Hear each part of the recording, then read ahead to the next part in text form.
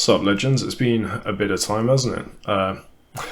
Had a trading PC break on me, and then I had the replacement break on me, and now we're on the third one, so let's just see how this goes and see if it records alright. Well, I've had quite a few questions on my support and resistance versus supply and demand video, so what I wanted to do was create a quick video for you guys just to demonstrate a few of my theories around which order block should you be taking on a particular leg. Okay, so when I'm referring to a leg, I just mean literally the market going from top to bottom or from bottom to top. Now that could be looking at, like, say, like the 4-hour chart, it could be looking at the daily chart. But when you mark out a premium versus discount zone, like what I've got here, I just want to clarify something on that as well, which we'll get into. But when you're looking from the top to the bottom and you've got potentially, say, 3 or more order blocks, which one do you take? You know, do you stick to a particular type of order block? Is it the way which it's constructed? You know, I've got quite a few marked up down here just on today's charts, just to sort of demonstrate what you can do. But really, I just want to kind of debunk something really quickly just to kick things off. You don't know. Okay, it's really simple. You don't know which order block is going to hold. You know, there's certain characteristics of order blocks, and when I say order blocks as well, there's always somebody who kicks up some fuss in the comments section and says that's not an ICT order block. I don't know and I don't care. I don't trade ICT. I trade my own way, and what I mean by order block is basically a pullback. All right, so basic pullback on a leg down. I just call them order blocks or blocked orders. I'm going to stick to order blocks because it works better for YouTube. But essentially, each of these pullbacks, which one is it which is going to hold and continue, you know, preferably continue the journey down where you're going to set your targets pretty much at these lows again. So just I want to try and simplify this, okay? So there's the most recent, which is on the equilibrium. Then there's sort of like the mid-range order block, and then there's the extreme, okay? So call this the whole range. Whatever went on before this, we're not going to think about it. This is the top to the bottom of the range. This is premium versus discount. Now, I just want to point something out with premium versus discount, which I quite fundamentally disagree with a lot of the traders on YouTube lately, and I've heard people confuse this and get it the wrong way around. Now, premium is what I've got in the red spot, all right, and in the green spot I've got discount. And the reason why it's premium versus discount is if you refer back to things like, you know, with crypto at the moment where it's buy the dip, buy the dip. Well, the thing is, why are you buying the dip? You're buying the dip because you want to buy at a discount. You don't want to buy at a premium price. Okay, so premium is basically where it's at its worst price. Discount is when it's at its best price. You don't go out to a car forecourt and say, you know what, I want a premium car, or I want a discount car at a premium price. You know, you say, I want the best car at a discount price. Nobody wants to pay a premium, so discount is further back, premium is nearer to you. Okay, so I only typically, not all the time, but I only typically, when looking at a pullback on a leg, look at the equilibrium, the mid-range, maybe a couple of mid-range order blocks, and then an extreme. Okay, so we don't know necessarily which one is going to hold. So an experiment which you need to do, and this is down to everybody, like I've got my preference. I don't want to say which one is my prep. Okay, it's the mid one. That was easy. You know, it's the middle one. I will always place an order on this middle one. But I will also place orders. If this one breaks, I will place orders on the rest. And the reason for that, okay, is really, really easy. Let's say I put an order. I'm just going to do it on midway mark to make it really simple. Target's going to be down here to break new lows. All right, we've got like a 1 to 9 here. Cool, if it holds, which it does quite often. Happy days, I've got a 1 to 9 here. If I take the mid-range one, up here, you know, call it about that, I've now got a 15 to 1, you know, and if I get the extreme, which, you know, sometimes it does reverse from the extreme, I've got a 20 to 1. Okay, so let's say I lose this one and I lose this one, I'm on -2, and then I land this one, I'm up +18. Who cares that I've taken 2 losses? You know, there's something which I've been doing recently as well, won't go into detail on this one, but I've actually horrendously made my, like, this is going to sound counterintuitive, so hold it out, but I have horrendously damaged my strike rate. Okay, so my strike rate has gone from about 35%, which a lot of people are going to be like, whoa, why that low? Well, it's because I'm taking trades on each of these, yeah? So about 35%, and I've actually reduced my strike rate to about 10%. Now, I know that sounds absolutely crazy. Not going to go into detail on it here, but what it has done is it has improved my profit by about 6 times, which is phenomenal. So with a strike rate being so low but increasing my profit, that's the sort of stuff which I'm putting into my, there's no other word for this, I'm sorry, it is a training course, but it's really a community. But that's what I'm sharing with everybody else on there, okay? So they're going to be learning how to do that. You do need to have a strong stomach for it sometimes, especially when you're first starting out, because win rate and strike rate really is important to begin with, because you need to feel like you're winning. But anyway, look, I'm going to go through to the real charts and just demonstrate what I've marked up over the last, I think it's the last couple of days of trading. Now, I haven't been at the charts all day, every day, like I used to be, but I have taken a couple of losses, and there is a win, which I could have picked up on, which would have cleared out all the losses. So I'm just going to show you what I've done. Okay, so this is looking at, let's move to the 4 hour, looking on Euro USD. All right, so I'm just looking at a couple of legs at the moment. The market has been moving all the way down. All right, so market's moving down, got a nice sort of, I don't know, call it a tight squeeze, a bit of a pullback. You get a break at this level, market comes down, comes back up. So I've just marked out the range high, the low. We got a slight break to the low. It's just a wick. So, you know, I typically think that wicks, especially of that size, going to come up, retest some sort of extreme area and work its way back down again. Might be completely wrong, might just reverse from here, but you know, you make your predictions on the market. So we get a break of this, we start working our way up, we're showing all the right kind of indications, right? But if we drop down to the 15 minute and we go into bar replay mode, it's still going to show you where my markings are, okay? So it's not going to be, you know, as if we're doing back testing like what we normally do. I'm going to do one of those videos later, hopefully. But this is just where everything is at the moment. All right, so just clicking through, we get a break of this 4 hour leg. So what do? We mark up the lowest unmitigated zone, which is here, and we're trying to get involved in a trade. We don't get a tag in, but we do get another break of this one. Sorry, I haven't marked this up. Where's my tools gone? Here. Get a break of here, so we want to put an order on this zone here. We're only targeting to the next order block. So let's go back to this. Let's restart where we're going. Top of the leg to the bottom of the leg. Sorry, I should have explained this before. Top, bottom, premium, discount. These are the 2 areas which I've identified. So this one is, well, there's one here as well, but I just didn't like the look of this. I can't remember off the top of my head if this actually reacted. It probably did. But I identified this one, which is technically mid-range, but it's at the break of another range. So this is kind of like an equilibrium, or the closest thing that we're going to get to it on this example. Then we've got an extreme. Okay, the extreme doesn't look particularly strong, but on a lower time frame, so the 1 minute and 3 minute, it looked a little bit better. So yeah, we've got this strong sort of pullback here and push straight down. We've also got a little bit of an imbalance here, which makes this little bit a little bit stronger looking to me anyway. We'll keep going. All right, so just following the same rules as what I do on the backtesting stuff, but this is not using discretion like what I do on my backtesting. Probably shouldn't do. I'm gonna do a backtesting video where there's no discretion. Just take every single trade, and we'll see if it's profitable or not. It probably will be. You know, I've just been able to refine it slightly using a bit of knowledge and experience. So yeah, what do? We mark up on the charts. We're trying to, yeah, we've got another break here. I haven't marked all of these out because I was doing this in a rush earlier. So here's the target. Get tagged in, get taken out. Okay, we're now in this trade. What happens? We get taken out. Okay, so 2 losses in a row. So -2, not very good, not a good start, doesn't matter. You're just literally following the rules. I'm liking the look of this wick a little bit, but price doesn't come back to it.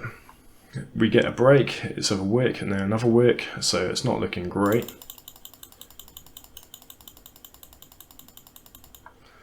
We get a break, quite a strong wick. We try to get involved on this move here. Funny enough, I did see this live happening last night, but I didn't take it, didn't mark up on my charts. The reason for that was I knew it was going to be around about the Asian session. I just didn't want to wake up to good news or bad news, so I just wanted to have a restful sleep last night.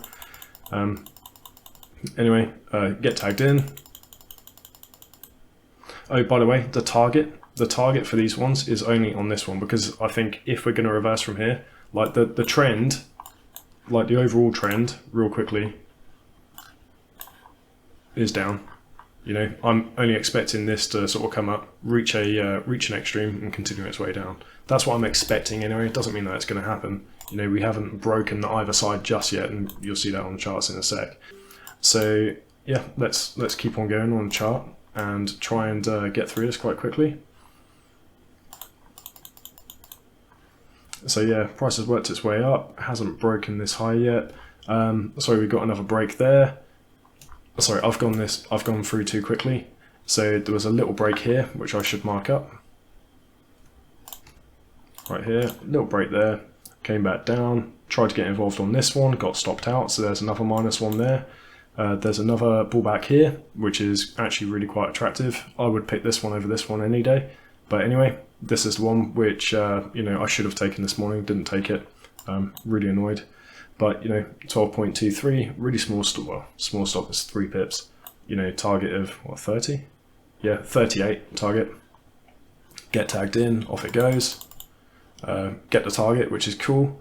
And we also picked up another win here if you were to have taken it. So this is +10, that's +12, or 12.5. Call that 23. -1, 22. 21, 20. Okay, so you're +20 at this stage, and you've taken every possible pullback based on my strategy that's available. So there's, you know, +20 in what time frame? A day and 30 minutes. All right, so 24 hours. Cool. So next up, get tagged into this one. So a bit of a pullback. Get tagged into that one, try to mark up down here. I don't think we get tagged into that. And now we're just working our way back up to this target up here, where we've got a pending order to follow it back down. Okay, so pending order is literally on the 25%. You could actually have it on the 50% up here, because it's actually quite fat, it's quite a wide one. By the way, just to check this, did price react? In this whole sort of zone here, yeah, it got a bit messy, but it didn't, you know, obviously it didn't reverse. So we're going to say that we're not tagged into this trade just yet, but we're aware that something might happen. Now we get a failed exhaustion in the market, we get a break lower, we can get involved on that move, which we do. Our first target is going to be down here. We get stopped out, that's fine. We're still expecting price to come down to here potentially before going up again.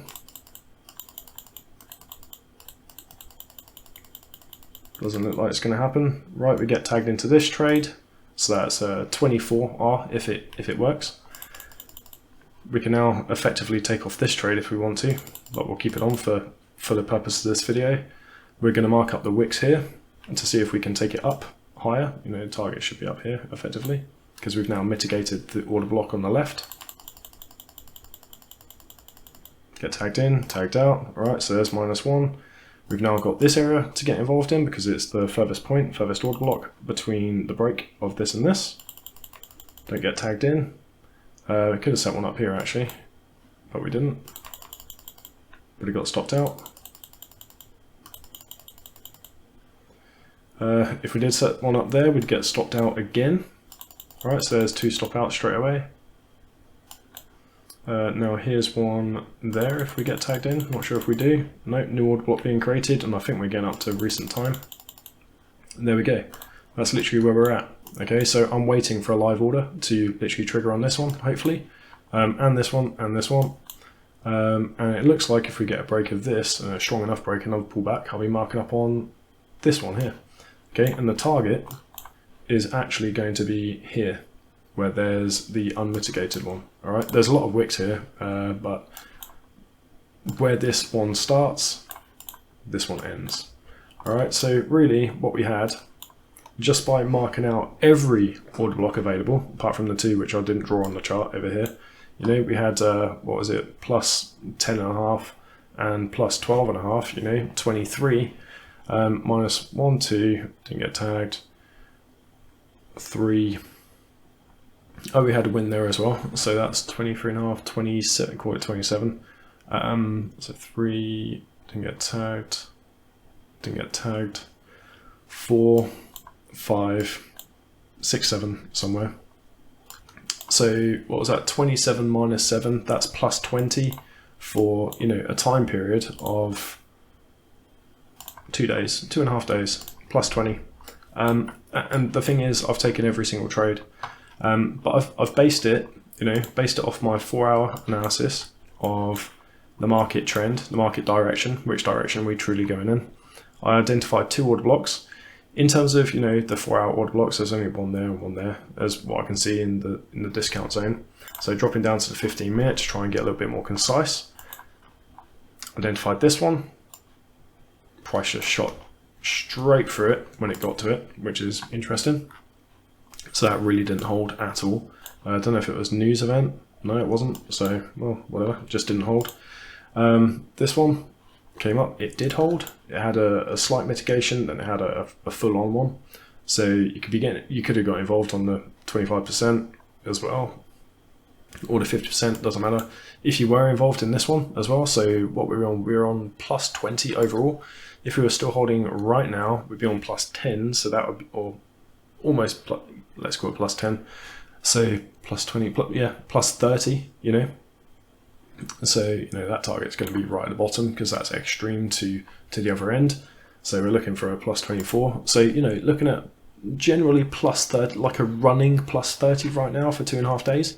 And that's why, you know, using my strategy, which I've just sort of like done over time, over the last few years, it doesn't matter which one you pick, you know, but what you can do is do a running back test for the last year. Just go back as far as you can, you know, pick whatever currency pair. Like I do this for euro, I do it now, as you can tell. I do it for gold, do it for AJ, do it for pound USD, pound Japanese yen, and a few other pairs which I'm playing with, like AUD USD. Now, just do it on all of those. Go back for the last year.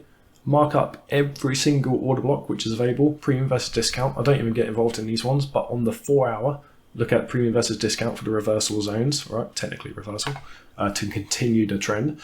And then just follow the trend down, taking every single order block. Like, you know, I showed you guys that probably 2 years ago, maybe a year ago, 2 years ago, where it was like order blocks and stochastics. I don't use stochastics anymore, obviously, but, you know, the order blocks still stand. Just realised I've got my inside bar turned off. There we go, get those back on there. But yeah, it's really quite simple. You know, hopefully this has clarified a few things that, you know, it doesn't matter which one you pick, but in your back testing, you should be able to determine. So put it into a spreadsheet where it says equilibrium. So if there's one around, you know, between say 45 and say 60% of the pullback. So if you get like an actual Fibonacci or something and just measure it, or not even a fib, just literally measure, you know, simple as that, and say, right, okay, that's 50%, that's, you know, that's about 45, that's about 60, that's around about the 50% mark. And then we've got mid-range, so just type down mid-range 1, mid-range 2, whatever, just mid-range, and then also extreme. So the extreme is just the furthest one away within that leg, you know, and if that holds or if it breaks. So you'll be able to figure out, based on your risk tolerance, you should be able to say like, right, okay, of all the ones which I've taken on the extreme, like you're going to be involved in less than you're going to be involved with the mid-range or with the equilibrium. Why is that? Because sometimes these ones hold and this one doesn't even get reached, all right? So you're going to have a far less entries on this extreme one, but with the extreme, so you're going to have like a 50% hit rate. Probably not, probably have like 40 or less. But when they do hit and you hold them until the end, you get the monsters, yeah? You get the absolute monster moves. Yeah, at the same time, you want to miss out on, let's say, for example, let's say something held over here and we got in exactly on the 50 and we took something like a 10 pip stop where you think like, well, that's a massive stop. Like I'd be thinking that's a massive, I wouldn't take it. But who am I to turn my nose up at 11 to 1? You know, it's, you know, if that held and that happens, say, a third of the time, you'd be stupid not to take it, right? So, I know it's not, you know, the magic answer that you wanted, and that's probably everybody who's watching it saying like, you know, oh, it needs to be this one or it needs to be this one, and I haven't gone into detail in the formations of these order blocks. Now there's several which you could do. There's a couple which I really like the look of, ones which I don't like the look of, and ones which I'll typically avoid. But I just want to make it really clear to you that you can take all of them and use this strategy and stay profitable. You just need to have the balls to hold the trades and take the losses. Okay, now what I'm trying to do is shrink down my number of losses now, because I've got my hit rate down to like 8%, 8 or 10%, it's about 8%, but that's okay. I'm not going to explain too much why I'm doing that. I'm going to save that to everybody who's going to be involved in the community. And it really is a science, it's mathematical. But oh my days, I'm happy that I did it. Just a shower moment, not even a shower. I think I was going for a drive, listening to some Rammstein or something, and just thought, damn, I need to try this. So I did, and I'm glad that I did, because now I truly don't care about seeing losses. It just fixed something. But look, I know I'm going to get a lot of questions on here, so my anxiety and stuff is getting a little bit better, so hopefully I'm going to answer people a lot more. So if you do have questions, just stick them in the comment section, and you can reach out to me on Instagram. I have been really lax the last couple of months getting back to people, and I do apologize. It's just a lot going on up here, but it's going to get better. And when you're in the community, which I'm sure all of you will be at some point, once I launch it, delay after delay, but once it's ready, it's going to be sound. You've got me all the time. You've got me, you've got a couple of other guys in there who have been taught by me, and on a close basis, so their answers should be pretty much mimicking mine. So if I'm not available, they will be. But yeah, look, don't want to make this too long. I want to make it a really, really simple video. It's probably not super simple, but go back on some of the other videos, go back on some of the backtesting videos, so you can figure out why I was marking up these where they were.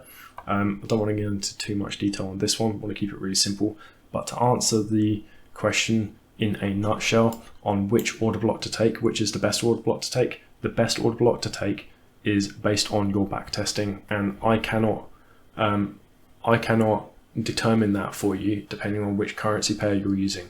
It might be that you use cryptocurrency. You might be trading crypto with this. I reckon you probably could. I don't use this strategy for crypto. Do a little bit, but I don't go into such major backtesting because the spreads are bloody awful.